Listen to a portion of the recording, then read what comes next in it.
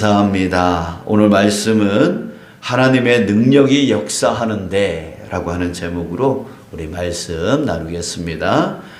자, 오늘은 본문 두 번째 절인 27절 말씀을 가지고 우리 은혜를 나누겠습니다. 자, 여러분, 예수님의 공동체인 이 교회는 참으로 놀라운 공동체입니다. 지난 2000년의 역사를 볼 때에 핍박과 고난이 가장 심할 때 오히려 이 공동체는 더 크게 부흥하는 역사를 보여주고 있기 때문입니다. 요한복음 10장 30절에 보면 예수님이 이렇게 말씀하셨습니다. 나와 아버지는 하나이니라. 나와 아버지는 하나이니라. 자, 이것 때문에 유대인들이 예수님을 돌로 쳐 죽이려고 했습니다. 자, 왜 그러냐면 요한복음 10장 33절에 그들이 이렇게 말했어요. 우리가 너를 돌로 치려고 하는 것은 내가 하나님을 모독했기 때문이다. 너는 사람이면서 자기를 하나님이라고 했다. 라고 하는 거죠. 즉 예수님이 자칭 자신을 하나님이라고 했기 때문에 유대인들이 돌로 쳐 죽이려 했다라고 하는 거예요. 여러분, 당시에 자칭 하나님이라고 했던 사람이 다만 예수님만 있었던 게 아니었습니다. 사도행전 5장에 보면 대제사장들과 사두개인들이 베드로와 사도들을 잡아서 죽이려고 했는데요. 그때 바리새인 중에 존경받는 율법 교사였던 가말레일이라고 하는 사람이 베드로와 사도들을 변호하면서 이런 말을 했습니다. 이스라엘 사람들아, 너희가 이 사람들에 대하여 어떻게 하려는지 조심하라. 이전에 드다가 일어나 스스로 선전하며 사람이 약 400명이나 따르더니 그가 죽임을 당하며 따르던 모든 사람들이 흩어져 없어졌고 그 후 호적할 때에 갈릴리의 유다가 일어나 백성을 꾀어 따르게 하다가 그도 망한즉 따르던 모든 사람들이 흩어졌느니라. 자, 여기에 가말리엘은 드다와 유다라고 하는 사람을 소개하고 있는데요. 이 사람들도 당시 자신을 하나님이라고 사람들을 꾀었다라고 하는 거예요. 자, 그런데 드다는 400명이나 따를 정도로 세력이 있었고요. 자, 유다도 사람들이 따랐지만 그들이 죽은 후에는 따르던 사람들이 다 흩어져 없어졌다라고 하는 겁니다. 자, 이렇게 예수님 당시에도 스스로 하나님이라고 말하는 사람이 많았습니다. 자, 하지만 어떻게 됐습니까? 그들이 죽은 후에는 그 공동체가 사라져 없어졌습니다. 지난 2000년의 역사를 보면 어떻습니까? 자기가 하나님이라고 했던 사람들이 셀 수도 없이 많았습니다. 지금 현재 우리나라에도요, 자기가 하나님이라고 말하는 사람들이 20명이나 된다고 합니다. 그리고 재림 예수라고 하는 사람들이 50명이나 된다고 해요. 자, 그런데 그 공동체들은 어떻게 됐습니까? 역사 속에 사라져 버렸습니다. 그리고 또 다시 생겨나고 또 다시 사라졌습니다. 자, 그러나 예수님의 공동체는 어떻게 됐다고요?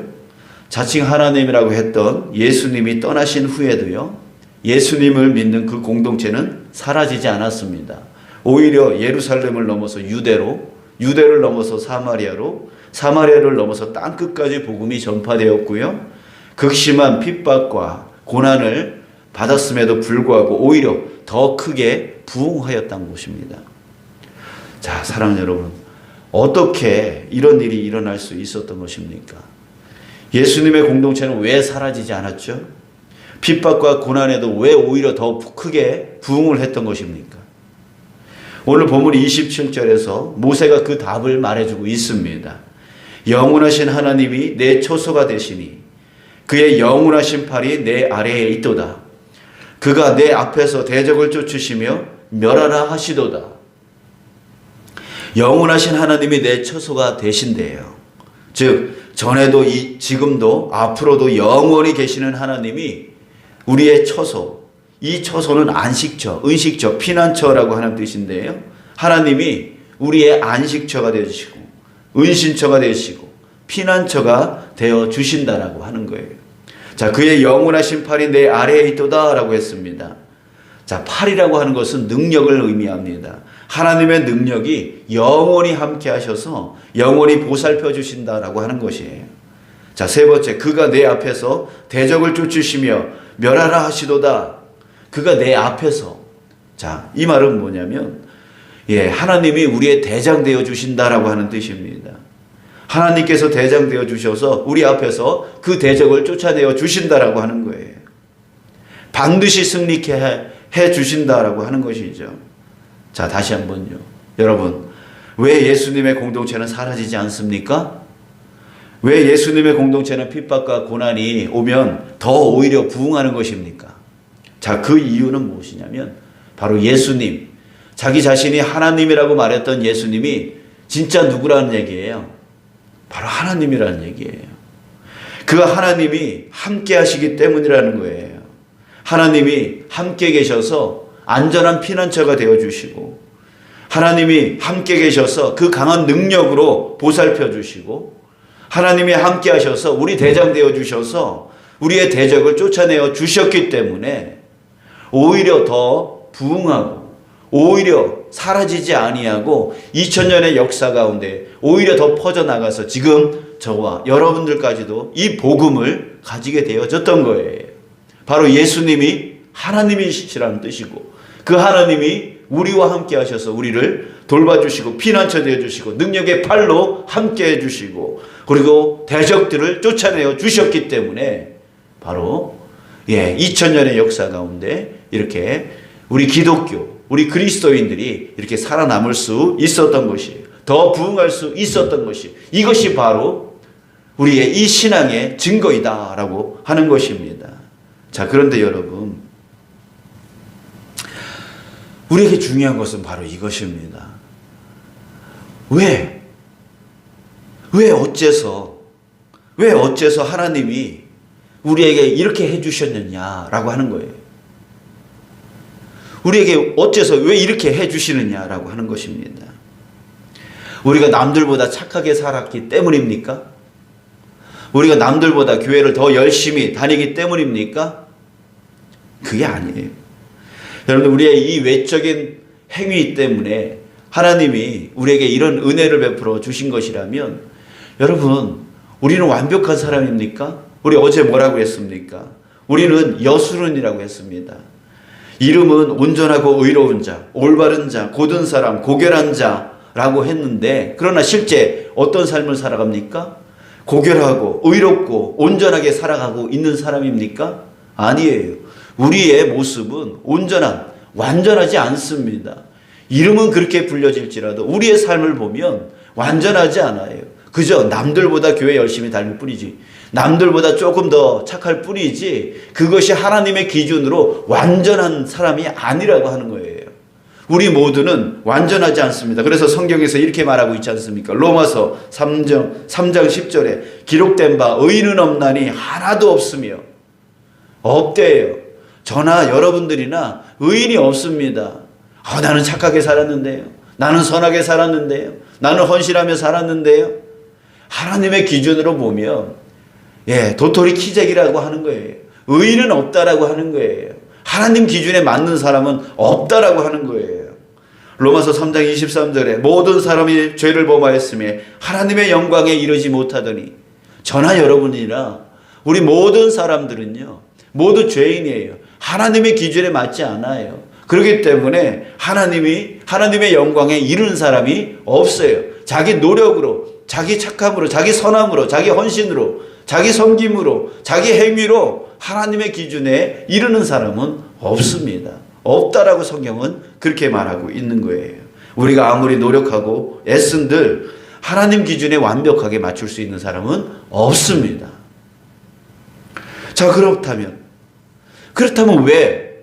왜 하나님이 그 은혜를 우리에게 주시는 겁니까? 왜 주시는 거죠? 그 이유는 오직 한 가지밖에 없는 거예요. 바로 예수님 때문인 거예요. 예수님 때문이에요. 예수님이 우리의 길이 되어주시고 우리의 진리가 되어주시고 우리의 생명이 되어주셨기 때문에 그래요. 우리를 대신해서 우리의 모든 죄를 다 짊어지시고 십자가에서 보혈의 피를 흘려주셨기 때문에 우리가 어떻게 된 겁니까? 우리가 믿는 자, 바로 하나님의 자녀가 되는 권세를 주셨으니 하나님의 자녀가 되어지게 만들어 주셨기 때문이에요. 그게 바로 이유예요. 우리의 행위가 올바르기 때문에 하나님이 이 은혜를 우리에게만 특별히 주시는 게 아니라 우리가 바로 옳든 그르든 간에 잘하든 못하든 간에 하나님께서 예수 그리스도의 그 이름으로 우리를 하나님의 자녀 삼아 주셨기 때문이라고 하는 거예요. 여러분 한번 생각해 보세요. 옆집 아이가 나에게 너무 잘해요. 아주 착하게 너무 잘해요. 너무 잘 해주는 거예요. 자, 그런데 그렇게 잘하면 여러분들이 가지고 있는 소유를 그 아이에게 물려줄 겁니까? 여러분들이 가지고 있는 재산을 나에게 그렇게 잘하는 그 옆집 아이에게 다 물려줄 거예요? 아니잖아요. 누구에게 물려줍니까? 잘하든 못하든 누구에게 물려주는 거예요? 내 자식에게 물려주는 겁니다. 잘하든 못하든 내 자식에게. 자, 그런 것처럼요.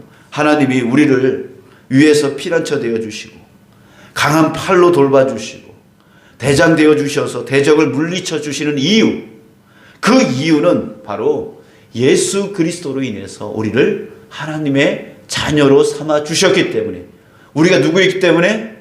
하나님의 자녀 되었기 때문에 하나님께서 우리가 잘하든 못하든 우리를 위해서 피난처 되어 주시고 강한 팔로 돌봐주시고 대장 되어 주셔서 대적을 물리쳐 주셔서 정말 우리를 돌봐주시는 분, 그분이 바로 우리 가운데 역사하고 계시는 거예요. 이를 위해서 예수님이 오신 겁니다. 그리고 우리를 대신해서 십자가에 피 흘려 주신 것입니다.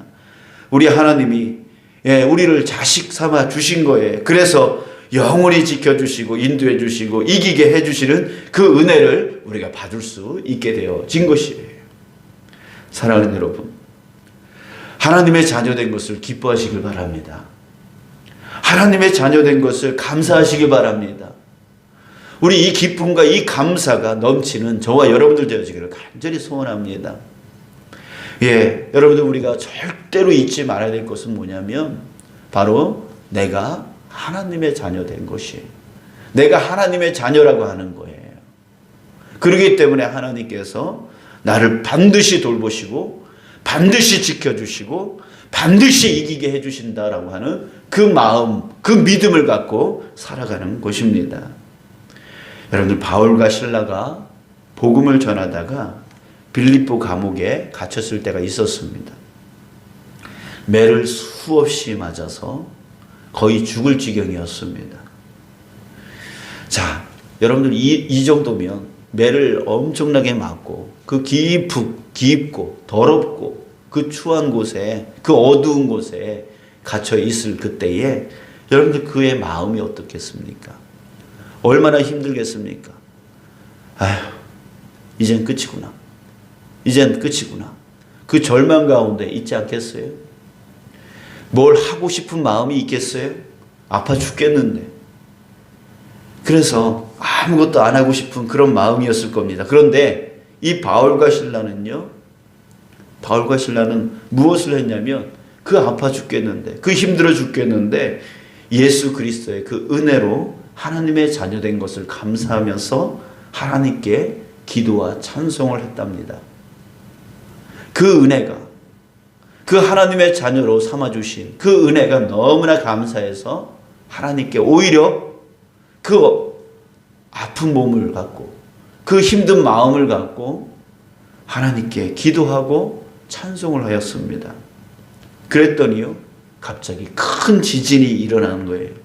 옥터가 흔들리기 시작하는 거예요. 모든 옥문이 다 열리기 시작했습니다. 모든 사람의 그 메인 것들, 그 착고가 다 풀려나 버렸습니다. 여러분, 무엇이 일어나는 겁니까? 하나님이 그들 가운데 역사하신 것이죠. 하나님이 그들 가운데 역사하셨어요.